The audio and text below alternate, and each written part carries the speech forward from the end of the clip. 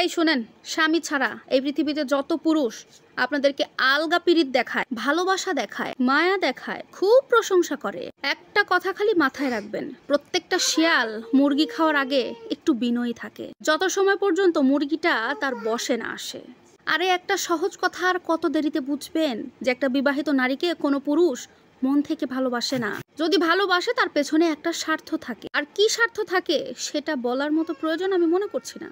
আপনারা বুঝে জন্য যাবতীয় কাজ করে, মন দিয়ে তার স্বামীর জন্য সব কিছু করে, কিন্তু সমস্যা একটাই, সেটা হচ্ছে মেয়েদের মুখের এই জবান। ধরেন আপনি একটা তরকারি রান্না করলেন, খুব সুন্দর সুস্বাদু, সব কিছু ঠিক আছে, দেখতেও মাশাল্লাহ, কিন্তু তরকারিতে আপনার লবণটা বেশি পড়ে গেছে, সেই তরকারি আপনি খেতে পারবেন না।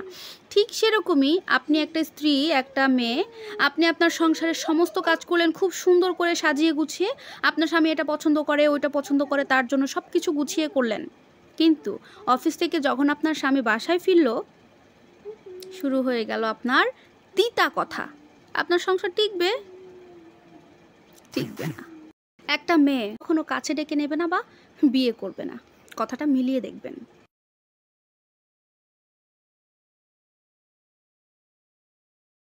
পুকুরের পানি ব্যবহার করতে সবাই পছন্দ করবে,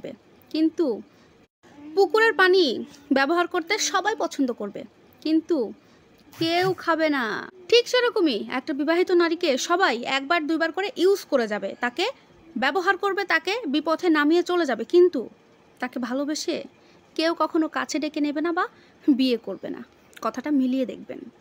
কিছু কেনা গেলেও একটা নারীর সতীত্ব কখনো কেউ টাকা দিয়ে কিনতে পারবে না। একটা বিবাহিত নারী পরপুরুষের সাথে মেলামেশা করে কথা বলে তার সতীত্ব যেভাবে নষ্ট করছে, ওই নারী নিজেও জানে না সে তার স্বামীর কত বড় একটা হক নষ্ট করে ফেলতেছে। আরে বোকা নারী, একটা কথা মনে রেখো, টাকা দিয়ে এই পৃথিবীতে সবকিছু কেনা গেলেও একটা নারীর সতীত্ব কখনো কেউ টাকা দিয়ে কিনতে পারবে না। একটা বিবাহিত নারী পরপুরুষের সাথে মেলামেশা করে কথা বলে তার সতীত্ব যেভাবে নষ্ট করছে, ওই নারী নিজেও জানে না সে তার স্বামীর কত বড় একটা হক নষ্ট করে ফেলতেছে। আরে বোকা নারী, একটা কথা মনে রেখো, টাকা দিয়ে এই পৃথিবীতে সবকিছু কেনা গেলেও একটা নারীর সতীত্ব কখনো কেউ টাকা দিয়ে কিনতে পারবে না। একটা বিবাহিত নারী, তারা পরকীয়ায় ধরা পড়ার পর দেখবেন তারা নাম পাল্টায়, তারা ফোন নাম্বার পাল্টায়, কিন্তু ভুল করেও তারা নিজেকে কখনো পাল্টাতে পারে না, নিজের স্বভাবটাকে তারা কখনো পাল্টাতে পারে না, বরং তারা পরবর্তীতে পরকীয়া করার জন্য তাদের টেকনিকটা পরিবর্তন করে। যারা পরকীয়া করে, তারা পরকীয়ায় ধরা পড়ার পর দেখবেন তারা নাম পাল্টায়, তারা ফোন নাম্বার পাল্টায়, কিন্তু ভুল করেও তারা নিজেকে কখনো পাল্টাতে পারে না, নিজের স্বভাবটাকে তারা কখনো পাল্টাতে পারে না, বরং তারা পরবর্তীতে পরকীয়া করার জন্য তাদের টেকনিকটা পরিবর্তন করে। ঠিক তখনই পুরোপুরি ধ্বংস হয়ে যায় যখন একটা বিবাহিত নারী তার ঘরে স্বামী আছে তার সত্ত্বেও বাইরের একটা পরপুরুষের সাথে সম্পর্কে জড়ায়। শোনো বোন, তোমার যদি স্বামী থাকার পরেও স্বামীকে বাদ দিয়ে অন্য পুরুষকে বেশি ভালো লাগে, তাহলে আমি বলবো তোমার অন্তর পচে নিকৃষ্ট হয়ে গেছে।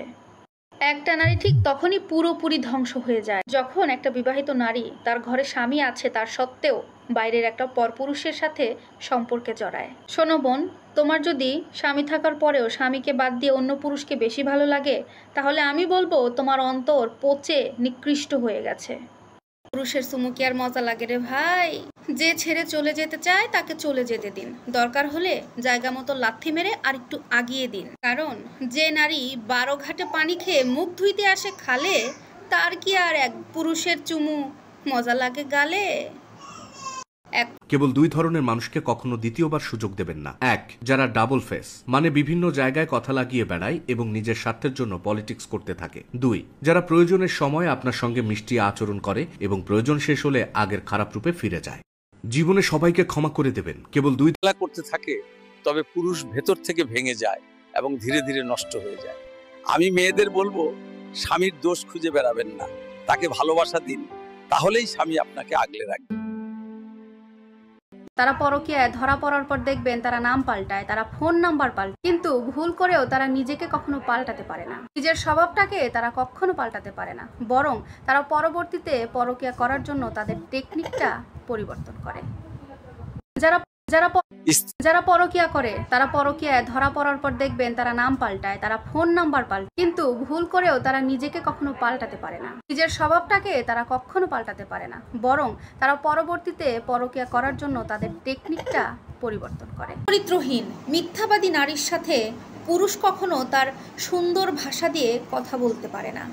চরিত্রহীন নারী একটা মিথ্যাবাদী নারীর সাথে পুরুষ কখনো তার সুন্দর ব্যবহারটা দিতে পারে না। পুরুষের নেচারটাই এরকম, একটা পুরুষ যখন তার শখের নারীর মিথ্যাবাদীর বা চরিত্রহীনের প্রমাণটা পেয়ে যায় তখন তার দিকে আর ফিরেও তাকায় না, কারণ ওই পুরুষের মনটা একদম ভেঙে টুকরো টুকরো হয়ে যায়।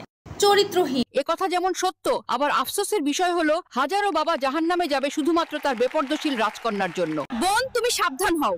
বাবারা মাথার ঘাম পায়ে ফেলে মেয়ের ওড়না কেনার জন্য, আর সেই মেয়ে ওড়না ছাড়া ভিডিও বানায় সোশ্যাল মিডিয়ায় কিছু ভিউ পাওয়ার জন্য। ছি, মেয়ে তোমার লজ্জা হওয়া উচিত। বোন, এখনো সময় আছে, তুমি শালীন হও। মেয়েরা তার বাবা থাকে।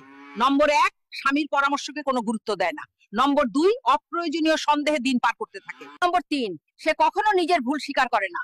4 নম্বর, গুজব আর অপযুক্তি দেখায়। 5 নম্বর, অন্যের সংসারের সাথে তুলনা করে নিজের সংসারকে ছোট করে।